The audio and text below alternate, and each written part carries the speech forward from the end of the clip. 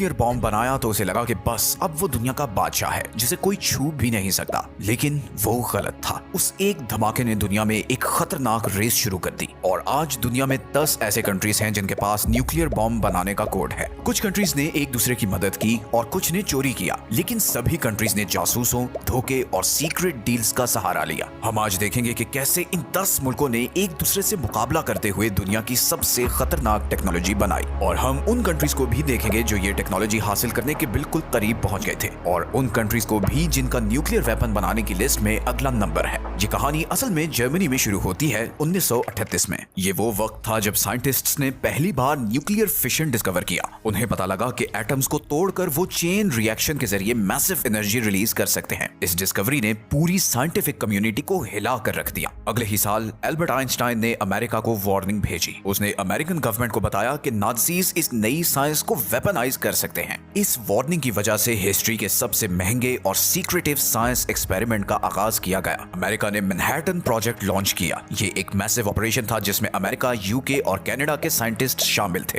उन्होंने अपनी पूरी जीडीपी का तकरीबन 1% इस एक गोल पर खर्च कर दिया। वो जानते थे कि उनके मुकाबले में जर्मन्स हैं जो इस प्रोग्राम पर ऑलरेडी काम कर रहे हैं, लेकिन जर्मन्स को बहुत कम कामयाबी मिल रही थी। जर्मनी ने मई 1945 में सरेंडर कर दिया और तब तक उसने न्यूक्लियर बॉम्ब तैयार नहीं किया था। लेकिन फिर जुलाई 1945 में दुनिया हमेशा के लिए बदल गई। American president Harry Trueman, Joseph Stalin और विंस्टन चर्चिल पोट्सडम कॉन्फ्रेंस में वर्ल्ड वॉर 2 के बाद की दुनिया का डिजाइन डिस्कस कर रहे थे। उसी मीटिंग में हैरी ट्रूमैन को एक सीक्रेट मैसेज मिला कि न्यू मैक्सिको में ट्रिनिटी टेस्ट कामयाब हो गया है। अमेरिका अब न्यूक्लियर पावर बन चुका था। प्रेसिडेंट ट्रूमैन ने स्टालिन को बताया कि अब अमेरिका के पास न्यूक्लियर बॉम्ब आ गया है। वो एक्सपेक्ट कर रहे थे कि स्टालिन हैरान होंगे, लेकिन स्टालिन ने सिर्फ सर हिलाया और कहा कि उन्हें उम्मीद है कि अमेरिका इसे जापान के खिलाफ अच्छी तरह यूज करेगा। ट्रूमैन नहीं जानते थे कि स्टालिन को पहले ही इस बात का पता था। सोवियत यूनियन के जासूस मैनहट्टन प्रोजेक्ट के अंदर तक घुसे हुए थे। इंटरनली स्टालिन गुस्से में थे कि अमेरिका ने उनसे पहले बॉम्ब बना लिया है। अगस्त में अमेरिका ने जापान पर 2 न्यूक्लियर बॉम्ब्स गिराए और सेकेंड वर्ल्ड वॉर खत्म कर दी। लेकिन इन धमाकों का धुआं जैसे ही छटा,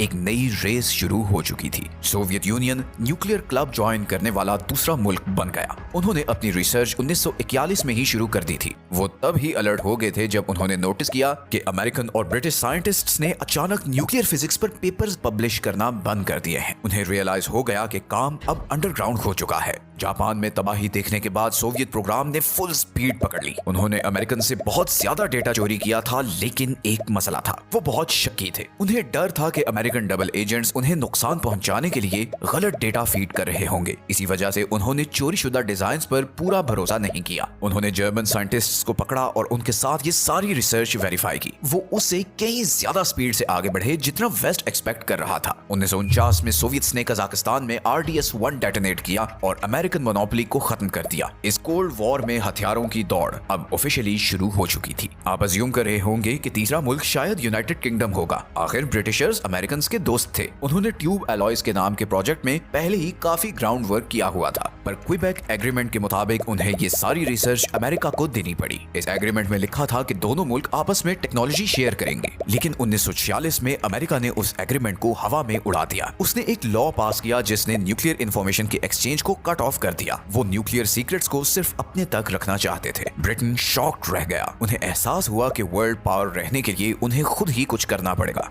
उनके पास अभी भी दुनिया की सबसे ज्यादा यूरेनियम सप्लाई थी और साथ में नॉलेज भी थी। उन्होंने बहुत तेज काम किया। 1952 में यूके ने ऑस्ट्रेलिया के साहिल पर अपना पहला बॉम्ब डेटोनेट किया, जिसे ऑपरेशन हरिकेन का नाम दिया गया और इस तरह ब्रिटेन भी न्यूक्लियर कंट्री बन गया। लेकिन अब गेम बदल रही थी। जो बॉम्ब्स जापान पर गिराए गए थे वो फिजन बॉम्ब्स थे। अब 1950s में साइंटिस्ट्स किसी ऐसी चीज पर काम कर रहे थे जो इससे कहीं ज्यादा खतरनाक थी। वो थर्मो न्यूक्लियर वेपन्स बना रहे थे, जिन्हें हाइड्रोजन बॉम्ब्स भी कहते हैं। एटम्स को तोड़ने के बजाय ये बॉम्ब्स उन्हें आपस में फ्यूज करके बनाए जाते थे। ये बॉम्ब हिरोशिमा पर गिराए गए बॉम्ब से सैकड़ों गुना ज्यादा ताकतवर थे। ओपेनहाइमर जैसे साइंटिस्ट्स ने गवर्नमेंट को रिक्वेस्ट की कि इन्हें मत बनाओ। उन्होंने वार्न किया कि ये इंसानियत को तबाही की तरफ ले जाएगी, लेकिन प्रेसिडेंट ट्रूमैन ने उन्हें इग्नोर कर दिया। 1952 में अमेरिका ने आईवी माइक टेस्ट किया। ये पहला हाइड्रोजन बॉम्ब था। सोवियट्स ने 1955 में और ब्रिटिश ने 1957 में हाइड्रोजन बॉम्ब टेस्ट कर लिया। इंसानों का डिस्ट्रक्शन पोटेंशियल अब 1000 गुना बढ़ चुका था। न्यूक्लियर बॉम्ब बनाने वाला चौथा कंट्री फ्रांस था। फ्रांस स्विस क्राइसिस के दौरान बहुत शर्मिंदा हुआ था और उसे लगा कि सुपर पावर्स उसे दबा रहे हैं। उसने फैसला किया दिया कि उसे अपना खुद का डिफेंस चाहिए ताकि उसे एक यूरोपियन सुपर पावर माना जाए। अमेरिका फ्रांस के न्यूक्स रखने के सख्त खिलाफ था। उसने बहुत डिस्करेज करने की कोशिश की, लेकिन प्रेसिडेंट चार्ल्स डी गॉल डटे हुए थे। उन्होंने ये कहा कि न्यूक्लियर वेपन्स फ्रेंच सॉवरेनिटी के लिए बहुत जरूरी है। फ्रांस ने अफ्रीका में अपनी कॉलोनीज जैसे मेडागास्कर और गैबोन से यूरेनियम सोर्स मंगवाना शुरू किया।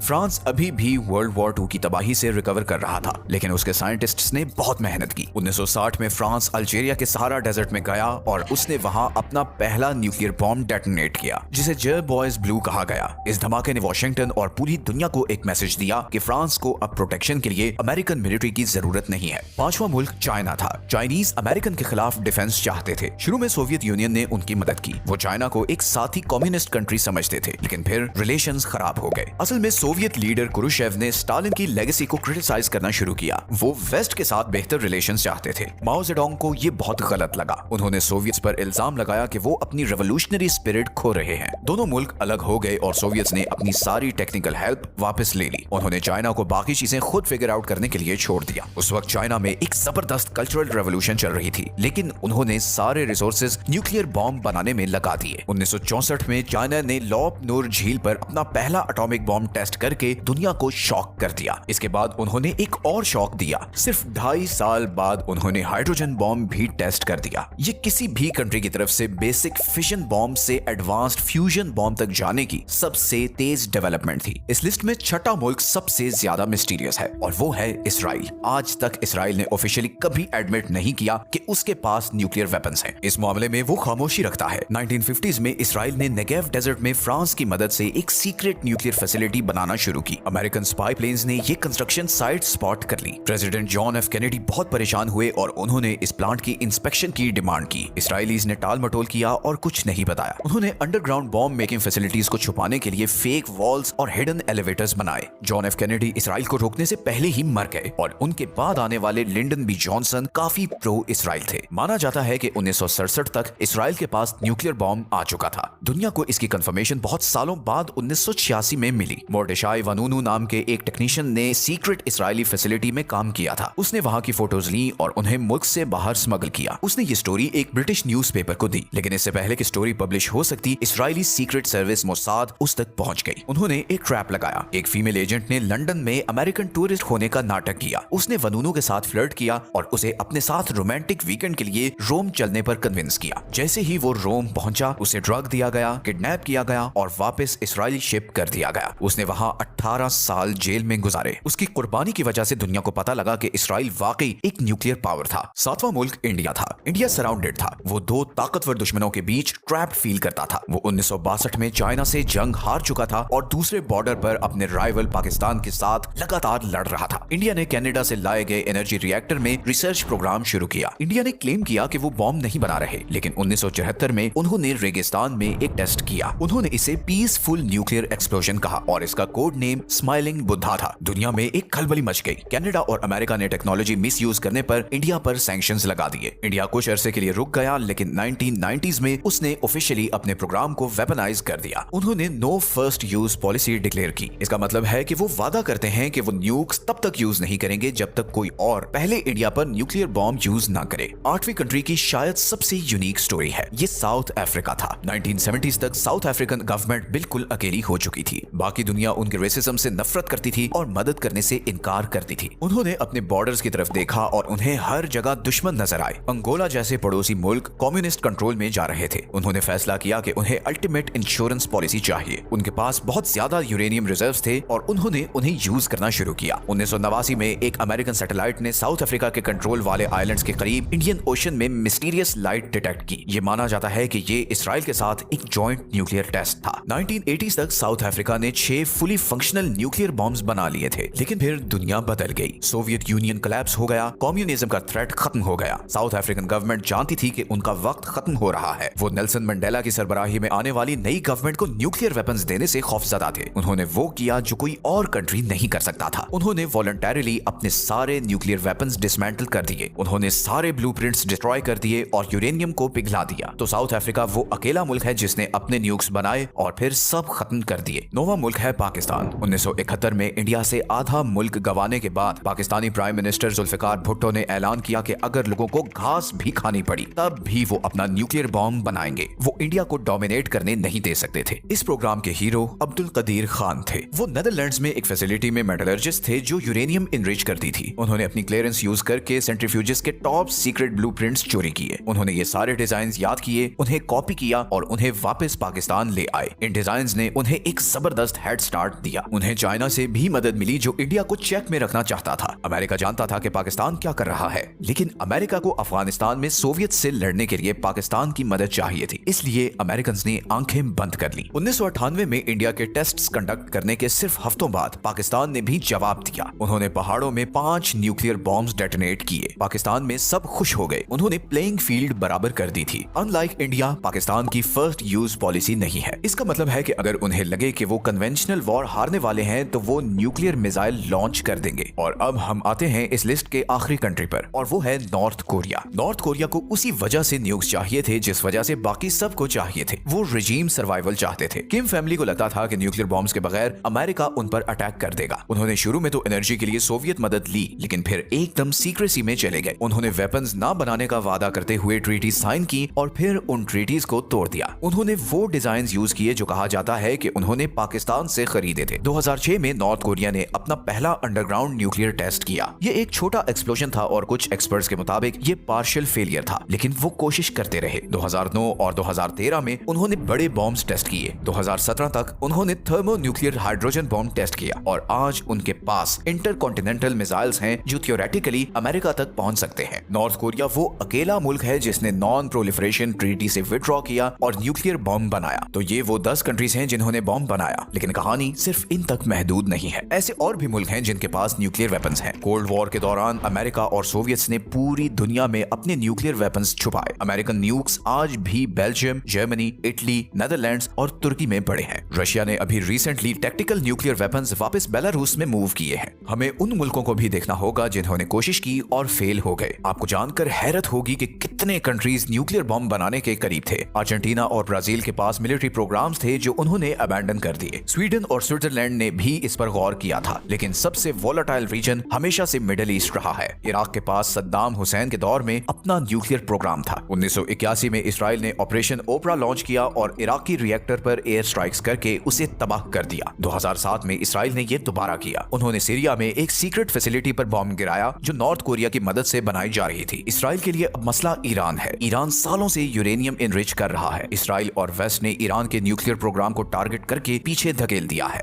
एक और मुल्क है जिसे अक्सर नजरअंदाज किया जाता है और वो है जापान, जिसे एक्सपर्ट्स थ्रेशहोल्ड स्टेट कहते हैं। जापान के पास एडवांस्ड रॉकेट टेक्नोलॉजी और प्लूटोनियम के बड़े रिजर्व्स हैं। एक्सपर्ट्स मानते हैं कि अगर जापान चाहे तो वो महीनों में न्यूक्लियर वेपन्स बना सकता है। फिलहाल उनका पैसिफिस्ट कॉन्स्टिट्यूशन इसे रोकता है, लेकिन अगर एशिया में जियोपॉलिटिकल सिचुएशन बदलती है तो जापान कभी भी ट्रीटी तोड़ सकता है। और आखिर में हम उस चीज को नहीं भूल सकते जो समुद्रों की तह में है। ट्रीटीज और इंस्पेक्शन जमीन पर फोकस करती हैं, लेकिन न्यूक्लियर कंट्रीज की असल ताकत समुद्र की गहराई में है। America, Russia, UK, China, France और इंडिया सब न्यूक्लियर आर्म्ड सबमरीन्स ऑपरेट करते हैं। ये सबमरीन्स महीनों तक पानी के अंदर रह सकती हैं और इन्हें ट्रैक करना नामुमकिन है। ये इंश्योर करती हैं कि अगर मुल्क मैप से मिट भी जाए तो उनकी सबमरीन्स दुनिया में कहीं से भी रिटेलिएटरी स्ट्राइक्स लॉन्च कर सकती हैं। ये म्यूचुअली अश्योर्ड डिस्ट्रक्शन का कॉन्सेप्ट है। ये वही डेंजरस लॉजिक है जिसने 80 सालों